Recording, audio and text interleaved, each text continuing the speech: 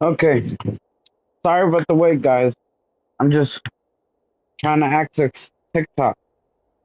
I, I I don't have a supercomputer. I don't have a computer at all. I'm doing this off my PlayStation and with my phone. So bear with me.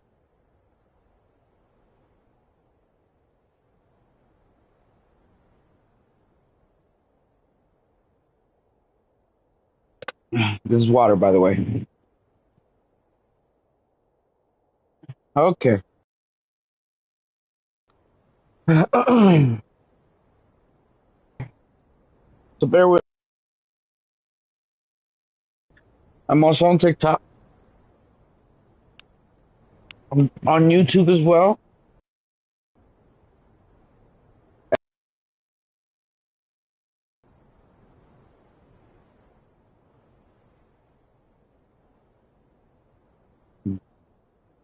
Luffy, and this is the group Yin Yang Plugs.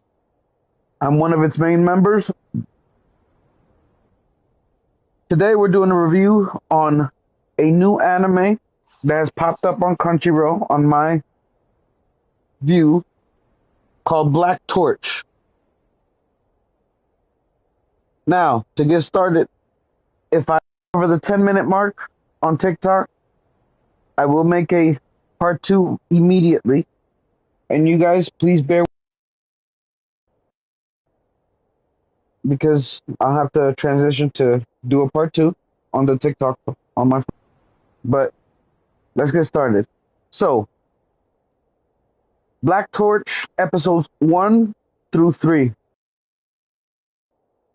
After watching the first 3 episodes of Black Torch, I can confidently say that I like this anime. It has strong animation, entertaining fights, interesting supernatural abilities, and a main duo of potential. However, I can already see one major weakness that could prevent it from becoming truly memorable. The anime is developing its plot faster than it is developing its emotional relationships. For anyone who has not started the series, Black Torch follows Jiro Azuma, a teenager descended from a family shinobi. Jiro was raised and trained by his grandfather Toshimasa, and he possesses the unusual ability to communicate with animals. Which I do like because it's very rare for one of the main abilities to be communicating with animals. So I do like that. His life changes after he rescues an injured black cat named Rago. Rago is actually a legendary Mononoke known as a Black Star of Doom. After Jiro is mortally wounded while protecting him, Rago refuses with Jiro and saves his life. Now, the Mononokes, I'm guessing that's demons in their world. And that's what they call demons, is what I'm guessing. That fusion pulls both of them into a hidden conflict involving dangerous Mononoke and a secret government organization called the Bureau of Espionage. The strongest part of the anime so far is the relationship between Jiro and Rago. Their personality constantly clash, but they are more similar than Rago wants to admit. Both of them are stubborn, aggressive, loyal, and willing to fight when someone is being threatened. What I especially like about Jiro is his moral code. Jiro does not care whether someone is supposed to be his friend, enemy, ally, or adversary. If he sees someone being harmed or taken advantage of, he is going to interfere. I do love that. I love that in animes. When the hero does that kind of stuff. He does not need permission, and he does not stop to ask whether helping that person will benefit him. That attitude repeatedly surprises Rago. Rago begins the story with a negative opinion of humanity, but Jiro keeps forcing to reconsider it. Jiro's willingness to risk his own life for other people and even for animals shows Rago a different side of human beings. Rago may complain, insult Jiro, and pretend that he does not care, but his actions say otherwise. The biggest proof is that Rago chose to fuse with Jiro to save his life. Nobody forced him to do that. Their partnership is slowly becoming more than a human borrowing a monster's power. Jiro is teaching Rago to reconsider humanity, while Rago is giving Jiro the strength to protect people on a much larger scale. I also like the concept behind their combined power set. Jiro already possesses physical talent, shinobi training, and technique passed down through his family. Now that he is fused with Rago, he also possesses... Sorry, I don't know why my eye is just... Ooh. Now that he's fused with Rago, he also has access to a power of extremely dangerous Mononoke. The combination is a serious threat to everyone, including hostile Mononoke and the Bureau itself. However, I still need the anime to explain how Rago's ability...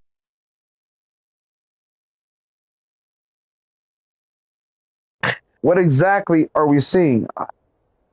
Are they manifesting concentrated Mononoke energy? Are they creating enlarged versions of Rago's limbs? Is the substance supposed to be smoke, shadows, or something else? The attacks look cool, but I want to understand the rules behind them. A satisfying power system would eventually establish what a character can do, what they cannot do, and what using their powers costs them. Without limitations, supernatural abilities can begin feeling like convenient solutions to every problem. I also hope Rago's power does not replace Jiro's shinobi training. I want Jiro to master the secret techniques of his family while Rago teaches him how to control their supernatural abilities. That would turn Jiro into a genuine double threat instead of another protagonist who survives entirely because a powerful creature lives inside him. Jiro's ability to communicate with animals should remain important as well. It supports his compassionate personality and explains why he connected with Rago before knowing how powerful or dangerous he was. Now, I'm going to talk about Jiro's teammate, Ichika Kishimonji. At the moment, I'm on the fence about her. Episode 3 explains that Ichika's father was the leader of her shinobi clan and that he was killed by a Mononoke. That gives her a personal reason to distrust Rago and react negatively to Jiro's condition. I understand her motivation, but understanding her motivation does not make her attitude less frustrating.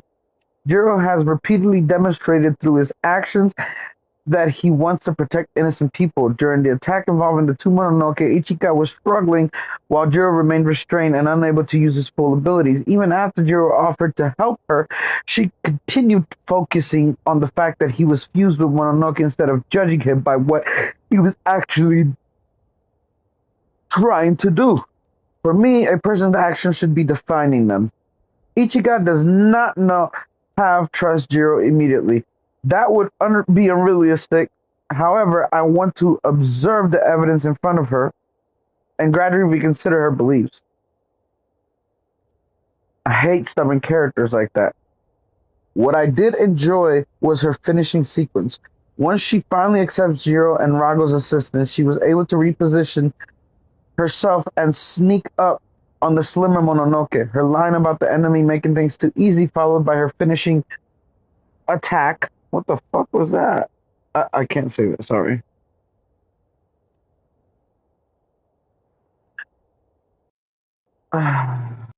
Shit.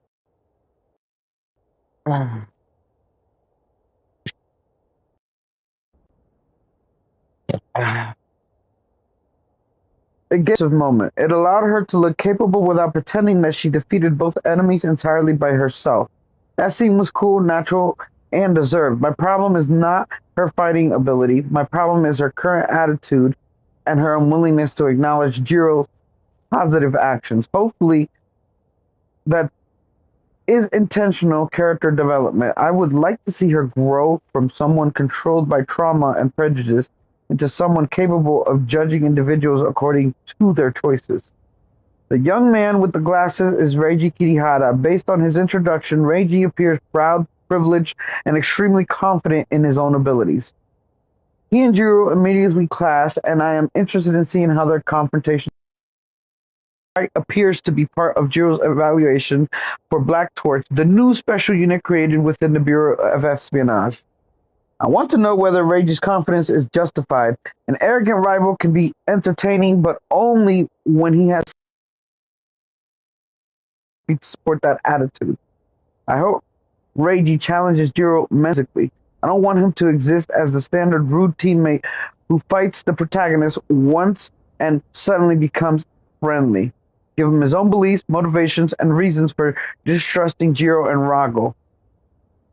I also want to see his abilities too.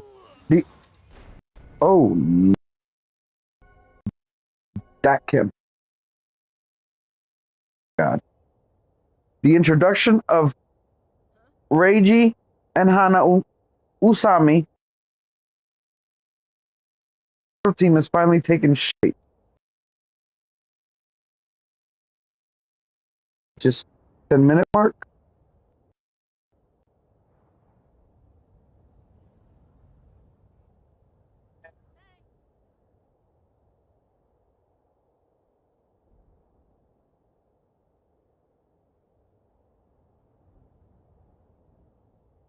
I want to know how that happened anyways.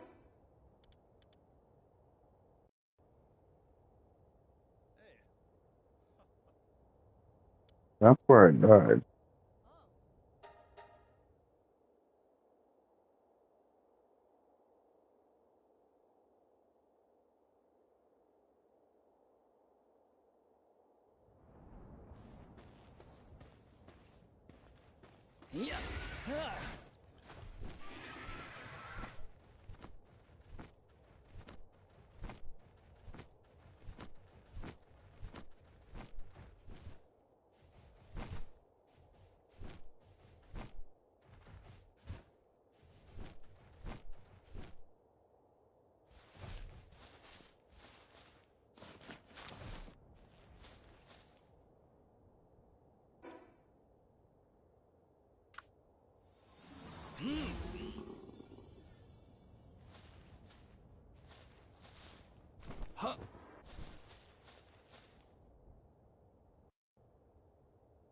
Okay. Okay. Now, here we go. This will be part 2. Now, this is part 2 of Black Torch, Season 1, Episodes 1 through 3. The introduction of Reiji and Hana Usami also means that the central team is finally taking shape. Now the anime needs to establish how these personalities function together instead of moving immediately from one confrontation to another. The confrontation between Jiro and his grandfather Toshi Masa looked excellent. The physical combat and weight, the animation, the strong, and Toshi Masa immediately established that age has not made him weak. My problem was the emotional execution. Toshi Masa raised and trained Jiro, but when Jiro returned home fused with Rago, the reunion quickly became a serious fight. I understand that Toshimasa is a former Bureau operative. He knows how dangerous Momonoke can be, and he needed to determine whether Jiro was still in control of himself. The confrontation also tested whether Jiro could properly cooperate with Rago. Jiro ultimately remembers one of his grandfather's own teachings: when you cannot overcome something alone, rely on the help available to you. Jiro accepts Rago's assistance, showing that their partnership is not simply a Mononoke controlling a human body. I understand that the scene was trying to accomplish, but I did not feel enough emotion behind it. I wanted to see more fear from Toshimasa over possibly losing his grandson. I wanted to see hesitation, guilt, and internal conflict before he decided that Jiro might need to die. I also wanted to feel Jiro's pain at being threatened like a monster by the man who raised him. The fight was visually entertaining, but the relationship had not been shown enough for the confrontation to become emotionally devastating. Unless their history is exposed more deeply later, this feels like a missed opportunity The pacing into the leads into that leads into my biggest concern with Black Torch, the pacing. The anime gives us plenty of information. It explains the Mononoke and the Byurago's history, Jiro's fusion, the restraints placed on him, and the formation of the Black Torch team. However, information is not the same thing as emotional development. I understand why Ichika hates Mononoke, but but I have not spent enough time with her truly to feel her pain. I understand Toshimasa attacked Jiro, but I have not seen enough ordinary moments between grandfather and grandson to feel heartbroken by that decision. In an interesting way, the show can feel slow because it's exposition while still feeling rushed emotionally. My solution would not be to add even more explanations. My solution would be to replace some of that exposition with meaningful character interactions. Let Jiro and his grandfather have a real conversation. Let Ichika struggle with the difference between Rago and a Mononoke who killed her father. Let Black Torch members spend time together outside of battle. Series like Naruto and One Piece spend time developing characters, locations, politics, friendships, and personal histories. Because of that investment, when something terrible happens, viewers feel it. You understand why people love each other, why they hate each other, and why their losses matter. Some newer action anime feel like they are using a cheat code to reach the destination without fully experiencing the journey. Solo Leveling is an example of a series having that problem. I love its animation, fights, progression, power system. However, when something happens, a certain supporting character, I am not always emotionally invested. That is the path I fear Black Torch might follow. It could become an anime I enjoy for its animation, battles, and abilities without becoming emotionally attached to its characters. I sometimes have a similar problem with Jujutsu Kaisen. Its action and powers can be entertaining, but I am not consistently emotionally connected to its heroes. Jogo's decision to challenge Sukuna is one of example of a villain showing tremendous courage despite knowing that he was facing someone much stronger. Sukuna ultimately acknowledged Jogo's strength. I will save my complete thoughts on Jujutsu Kaisen for a separate review. The important point is that action alone is not enough for me. I need relationships, emotional consequences, and character development. Visually, I have very few complaints about Black Torch so far. The action is easy to follow, the attacks have impact, and the animation gives Jiro and Rago combined abilities a powerful supernatural presence. I also like the opening music. It matches the aggressive energy of the series and prepares you for a supernatural action anime. What I do not like is the combat outfit shown for Jiro in the opening. The exposed stomach combined with the covered upper chest creates an awkward silhouette